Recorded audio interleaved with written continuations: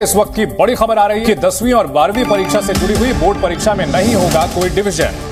Board परीक्षा में अब डिस्टिंक्शन नहीं, बोर्ड परीक्षा में सिर्फ नंबर बता दी। तो ये बड़ी खबर 10वीं 12वीं परीक्षा पर, ये बड़ी खबर बोर्ड परीक्षा में नहीं होगा कोई डिवीजन। बोर्ड परीक्षा में अब डिस्टिंक्शन नहीं बल्कि सिर्फ नंबर बताएगा। जी मीडिया संवाददाता वरुण भसीन इस बड़ी खबर पर हमारे साथ जुड़ गए हैं। वरुण, आखिर सीबीएसई के इस कदम के पीछे क्या वजह बताई जा रही है?